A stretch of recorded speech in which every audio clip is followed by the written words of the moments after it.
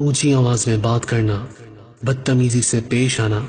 یہ سب بری عورتوں کا کام ہے۔ لیکن آپ ایک اچھی لڑکی ہیں، اور اچھے گھرانے کی لڑکیاں ہمیشہ نرم مزاج ہوتی ہیں۔ چاہے آپ کا کسی بھی بات پر موڈ خراب ہو، مگر پھر بھی آپ اس بات کا خیال رکھیں کہ آپ اپنے شوہر سے زبان نہیں چلائیں گی، بلکہ ہمیشہ محبت سے بات کریں گی، تمیز سے پیش آئیں گی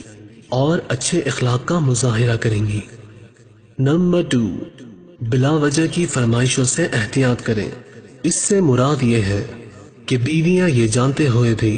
کہ شوہر اپنے ماہانہ خرچوں کا ایک حساب کتاب رکھتا ہے اور جو چاہ کر بھی فضول خرچی نہیں کر سکتا، مگر بیویاں پھر بھی فضول اور مہنگی سے مہنگی چیزوں کی فرمائش کرتی ہیں، اور وہ زیادہ سے زیادہ 1 یا 2 دن تک اس کو استعمال کرتی ہیں، اور پھر وہ چیزیں گھر کے کسی کونے میں پڑی رہتی ہیں، مگر شوہر نہ جانے کس طرح سے پیسوں کا بندوبست کر کے بیوی کی خواہش کو پورا کرتا ہے، اور بعد میں ان پیسوں کی ادائیگی دوسرے لوگوں سے قرضہ لے کر کرتا ہے، اور پھر یہ سلسلہ چلتا رہتا ہے، اور پھر انہی فضول خواہشات کی وجہ سے جب گھر میں تنگی ہوتی ہے تو میاں بیوی میں لڑائی جھگڑے شروع ہو جاتے ہیں۔ اسی لیے تمام خواتین یہ یاد رکھیں، اور اگر آپ کو کوئی ضروری چیز چاہیے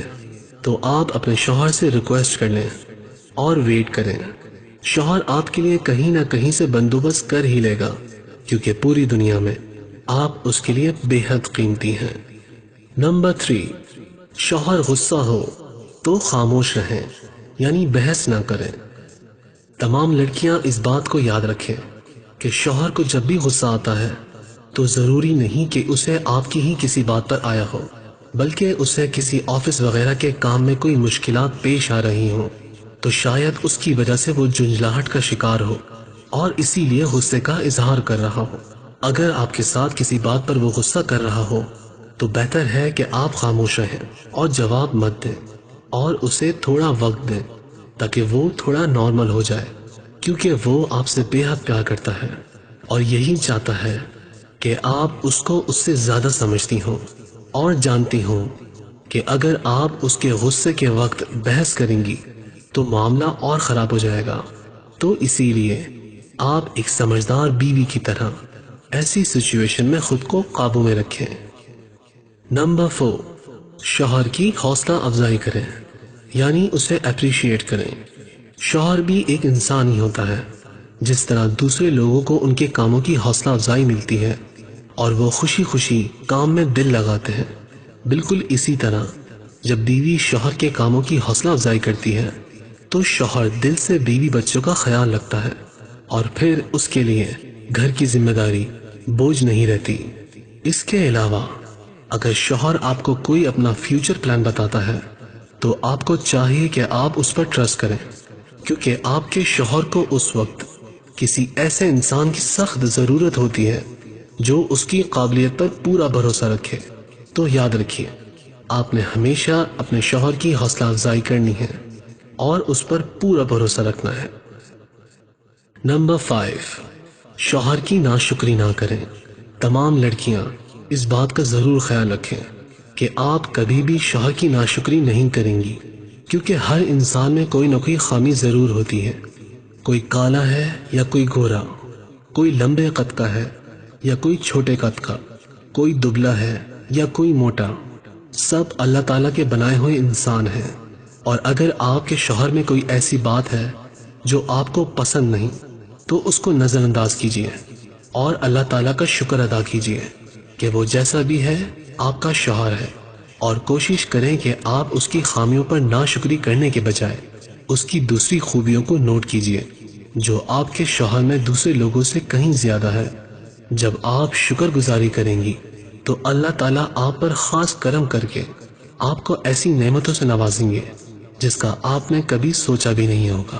تو اس بات کا خیال رکھیے۔ نمبر 6،